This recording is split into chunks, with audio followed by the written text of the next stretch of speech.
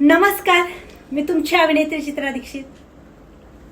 ओम साई विकास प्रतिष्ठान व BBC film production Maharashtra राज्य निर्मित साई गुण गौरव पुरस्कार 2025 दिनांक 10 जानेवारी शुक्रवार सकाळी ठीक 10 वाजता शिर्डीमध्ये हॉटेल शांती कमल या ठिकाणी हा भव्य व दिव्य पुरस्कार सोहळा होणार आहे.